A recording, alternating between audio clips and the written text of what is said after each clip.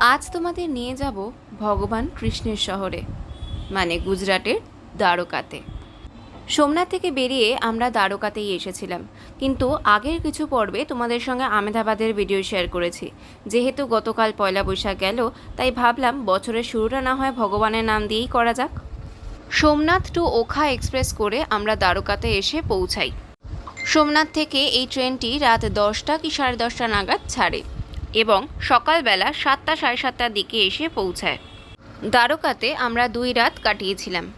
স্টেশনের ভিড়টা দেখলেই তোমরা বুঝতে পারবে যে সেই দিন দ্বারকাতে যে কত মানুষ নেমেছিল। আমরা যদিও গিয়েও ছিলাম পিক টাইমে, সময়টা ছিল ডিসেম্বরের একদম শেষের দিকে। যাই হোক, আমাদেরকে ওভারব্রিজ ক্রস করে ওই পারে যেতে হবে, কারণ ওই পার থেকেই আমরা বাইরে বেরোতে পারবো। ওই পারে যাওয়ার রাস্তা খুঁজতে খুঁজতে দেখলাম ট্রেন ছেড়ে দিল ওখার উদ্দেশ্যে। একটু দাঁড়িয়েই গেলাম, কারণ স্টেশন থেকে বেরিয়ে যাওয়াটা বেশ দুষ্কর হয়ে যাচ্ছিল ভিড়ের কারণে। আমরা যেমন লোকাল ট্রেনের স্টেশন টপকাই, ঠিক তেমনি এখানেও দেখলাম সবাই স্টেশনে নেমে মানে রেল লাইন টপকে চলে যাচ্ছে অপর স্টেশনে। যদিও আমরা তা করিনি, কারণ ভারী ভারী প্রচুর জিনিস ছিল। দেখো দ্বারকা স্টেশনটাকে কত সুন্দর করে সাজানো, সমস্ত শ্রীকৃষ্ণের লীলাগুলিকে এখানে আঁকা রয়েছে। ওভারব্রিজ টপকে আমরা বাইরে চলে এসেছি, একদম স্টেশনের বাইরে। এবার তোমাদেরকে স্টেশনটা দেখাচ্ছি। স্টেশনটা দেখো, স্টেশনটাও কত সুন্দর। স্টেশনের সামনেই ভারতের পতাকা উড়ছে, আর স্টেশনটাকে বাইরে থেকে দেখলে মনে হবে যেন একটা মন্দির। পুরো একটি মন্দিরের মতো করেই স্টেশনটাকে তৈরি করা রয়েছে।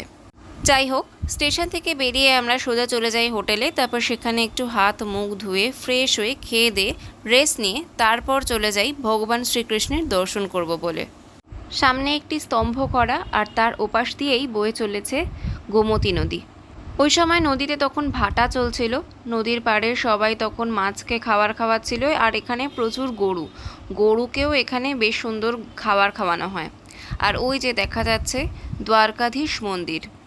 মন্দিরের ভেতরে কোনো রকমের ফোন ক্যামেরা অ্যালাউ নেই, তাই মন্দিরের ভেতরের ছবি তো তোমাদের সঙ্গে শেয়ার করতে পারবো না। বাইরে থেকে যতটুকু সম্ভব তোমাদের সঙ্গে শেয়ার করছি।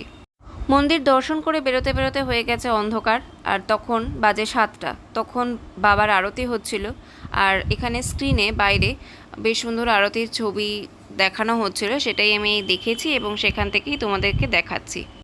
মন্দিরের বাইরেটাই হলো মার্কেট প্লেস, ওখান থেকে প্রচুর জিনিস কিনতেও পারো, অনেক সস্তায় পাওয়া যায়। আর তার সাথে ওখানে প্রসাদও পাওয়া যায়, চাইলে কিনতেও পারো, এবং ফোন জমা দেওয়ার জন্য ওখানে জায়গা আছে, রাখতে পারো বিনামূল্যে।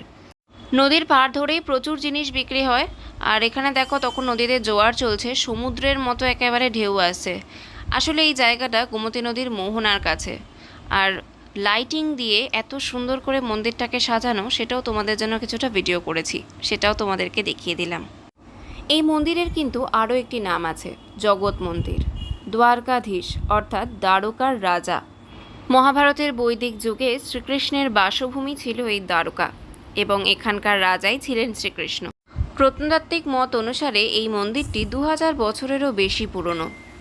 মন্দিরের পাশ থেকেই প্রবাহিত হচ্ছে গোমতী নদী। গঙ্গার মতোই এই নদীও পবিত্র। গঙ্গাতে যেমন মনস্কামনা জানিয়ে গঙ্গা মাকে প্রদীপ ভাসানো হয়, ঠিক তেমনি গোমতী নদীতেও একইভাবে প্রদীপ ভাসানো হয় মনস্কামনা জানিয়ে। আমরাও তার ব্যতিক্রম নই, আমরাও এখানে মনস্কামনা জানিয়ে প্রদীপ ভাসিয়েছি। দ্বারকাকে 2টি ভাগে ভাগ করা হয়, একটি হলো ভেট দ্বারকা, একটি হলো গোমতী দ্বারকা।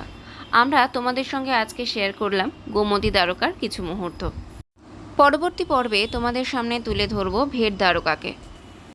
এখানে প্রত্যেক রাস্তায় প্রত্যেক মোড়ে তোমরা প্রচুর গরু দেখতে পাবে, এবং এখানে গোমাতাকে ভোগ দেওয়া হয়, লাড্ডু দেওয়া হয়। তো এই লাড্ডুগুলোই এই বাচ্চাগুলো বিক্রি করে, যারা এই প্রদীপগুলি বিক্রি করে।